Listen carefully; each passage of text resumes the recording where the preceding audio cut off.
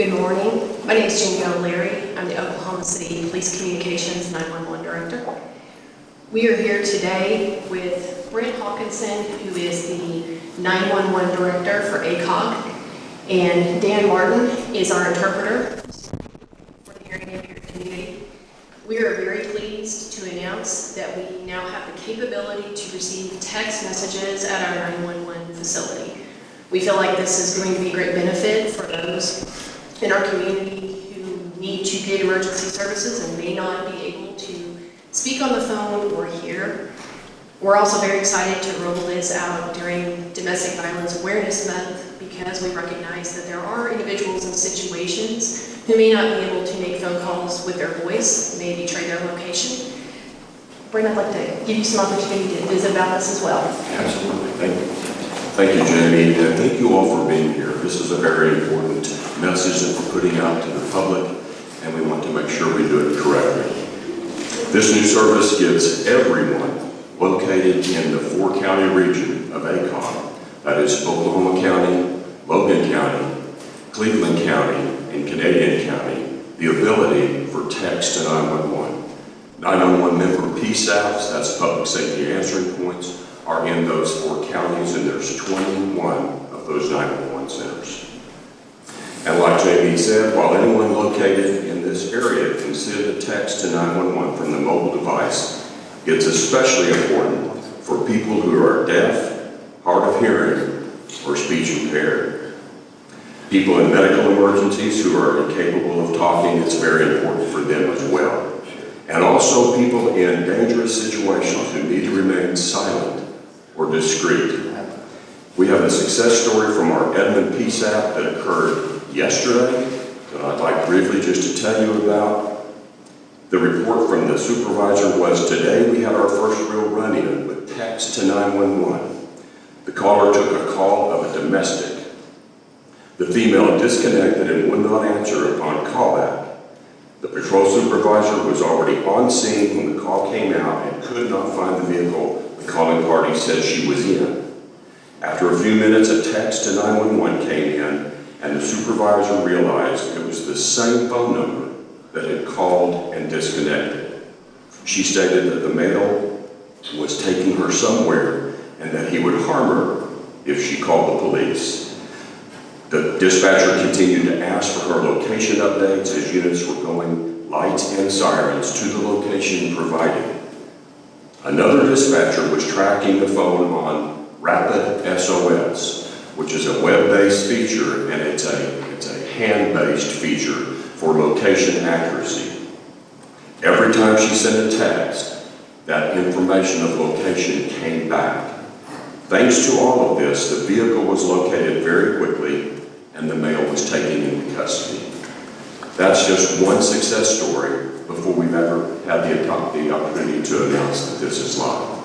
We thank you for your time, and we thank you for helping us get the message out. Very excited about the capability that we have, but there are some limitations to text 911. We want to remind the public that a voice call is always preferable to a text. We would like the public to know that you need to call if you can, text if you can't.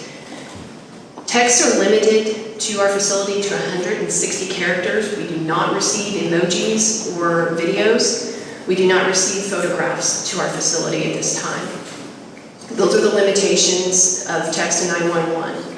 Another limitation that the public needs to be aware of is that we do not have translation services via text. We encourage those who do not speak English, who are calling 911 and may want to use a text instead, to text us the address of the emergency first, followed by other details such as whether you need police, fire, or IMSA. If people who do not speak English need to make a voice call when it's safe to do so, you can do that and give us additional information through our language line translation services so that we can best serve you during your emergency. We do hope that those citizens who are in need of using our text services will open up a text message on their phone, just like a normal text message. 911 is the recipient on the text message, and then in the message block is where you will go ahead and put your information. We encourage the public to put their address where you need police to arrive first. I'm happy to answer any questions at this time if anybody has any questions. How long have you been implementing this? Has this been like a test trial that you've been working with the dispatch center? Yes, as I said earlier, this is a joint rollout with ACOG, and so during our testing phase, which has been rather lengthy, we have actually been live in our facility for several weeks now to ensure that all testing has been conducted before we presented this to the public, making sure that we have everything worked out. This has been a collaborative effort from the very beginning with Oklahoma City. We have always enjoyed the ability to transfer voice calls back and forth from our agencies to Oklahoma City, and we know that this texting capability between our agencies had to be just the same. It had to be interoperable, and it is. That was what the purpose of the testing was, which was quite involved. It was about a 2-week process. So it started about 2 weeks ago, the testing process? Yes, the testing process started in earnest about 2 weeks ago, but there has been several years preceding this day that we've engaged in conversations and meetings to make this happen seamlessly. What does this mean for the citizens that will be able to do this? I think it's fantastic anytime that you can improve the delivery of emergency services to any of our communities, and I believe that for people who do not feel like they can use a phone safely or do not have the capability to make a voice call, this is going to be tremendously impactful for their ability to get emergency services quickly and as safely and efficiently as possible.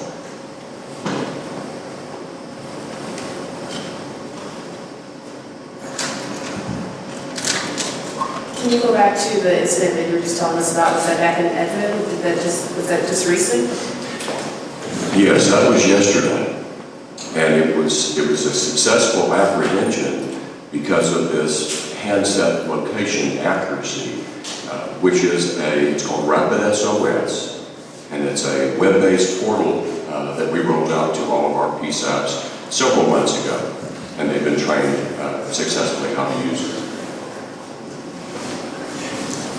Will there be a time where somebody can actually send a video or a picture? Is that in the future something that we work with? That's going to be coming with Next Generation 911, and I think I can tell you now, ACOG is releasing an RFP in late December for NG 911 core services. So those types of call handling systems are coming out with the next generation of 911. It's all IP based. Just to add to that, there are evidentiary considerations that need to be addressed before we begin receiving those at our facility. That does not prohibit citizens who do capture evidence in the form of photographs or videos to provide that to the responding officer. We do encourage people that have that to let the officer know. We just will not be receiving it at our facility until we move forward with Next Generation 911. Some people in a texting-based society now, some people may say, well, what was the holdup? How come it took so long? Talk some about the technological challenges that this posed for you. Thank you so much for bringing that up. Over here to my right is Bob Farrell. Bob is one of our IT folks, and I know ACOG has some as well. I want to give a brief acknowledgement to the people who are really behind the scenes who have made this possible.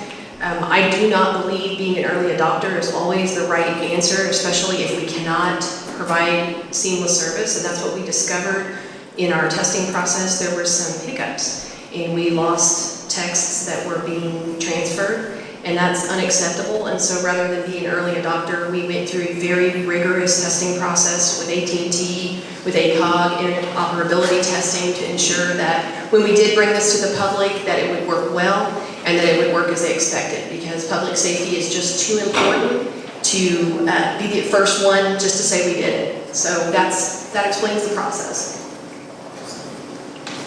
I would add to that by saying both of our agencies, both 911 ACOG and Oklahoma City, are on the leading edge of the 911 systems. We just don't want to be on the bleeding edge. This is extremely important for the customer, for the citizen, and we have to do it right the first time, every time. Because when it's your worst day, We want that system to work 100% of the time.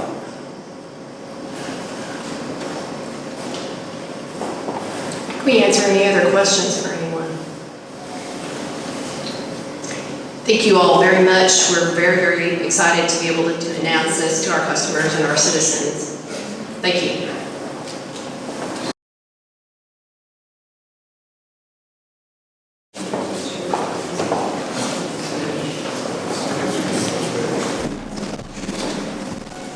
For all our folks that our Spanish-speaking folks, I'm going to read just a brief and basic synopsis of what Text 911 is to that community. Comunicaciones de 11 anuncia que ahora comienza el servicio de Text 911 en concierto con ACOG. ACOG es la Asociación Central de Gobiernos de Oklahoma. Juntos están proveyendo este servicio. Text 911 es para personas que necesitan ayuda, pero no pueden hablar por teléfono por cualquier razón. Operadoras del 911 pueden procesar el texto y mandar ayuda en la misma manera de una llamada a 911, o 911, perdón. La más importante información del texto es la dirección que está la víctima o la persona. Si no sabe la dirección, las calles más cercas es mejor que nada. Para personas que no oyen muy bien o no pueden hablar, Text 911 elimina esos límites. Este servicio también ayuda con personas que están en peligro y no pueden hablar porque es posible que le hagan más daño. Octubre es el mes que reconocemos la violencia doméstica y esperamos que Text 911 puede ayudar a las víctimas en estas situaciones. Este servicio trabaja con las mayorías de las compañías de teléfonos celulares. Text 911 no puede recibir emojis o videos o fotos. Text 911 tampoco puede recibir textos mandados a más de una persona o textos con más de 160 letras o números. Las llamadas al 911 son procesadas más rápidos, entonces por favor hablen si es posible. Cuando alguien que no habla inglés llama al 911, esa llamada es asistida por el Language Line. Language Line traduce la emergencia a las operadoras. Text 911 no puede traducir el texto, pero la dirección sí se puede encontrar. También pueden mandar cuál servicio necesitan, por ejemplo, policía, bomberos o ambulancia. Si no oye o no habla bien es cuando puede usar Text 911. También si está en una situación peligrosa donde no puede hablar por teléfono. Si una persona tiene una emergencia médica y no puede hablar por teléfono, también es una buena oportunidad para usar el Text 911. Su texto no va a recibir su texto sí va a recibir un departamento de 21 ciudades o pueblos y 4 condados. Muchas gracias. ¿Más preguntas? ¿Nos podría dar una breve explicación por qué se ha tardado en crear este texto por las personas que usan textos muy frecuentemente o a las personas que no pueden hablar? ¿Podría explicar un poco esta razón? Cuando este servicio vino a la ciudad y somos nosotros accesibles para ese servicio, teníamos que proveer que trabajaba bien. Entonces lo que hicimos aquí en Oklahoma City es calar de veras francamente el servicio y había muchos problemas chicos. Entonces mejor que adoptar este servicio muy pronto con problemas, mejor esperamos a quitarle todos los problemas y todos las maneras que no salían los textos bien y ya está casi perfecto. No está perfecto, pero ya estamos listos a dar este servicio a la ciudad y la área. ¿Pues podría dar su nombre, su apellido y sus títulos? Claro que sí. Es Capitán Beto Valderrama del Spring Lake Division. Muchas gracias.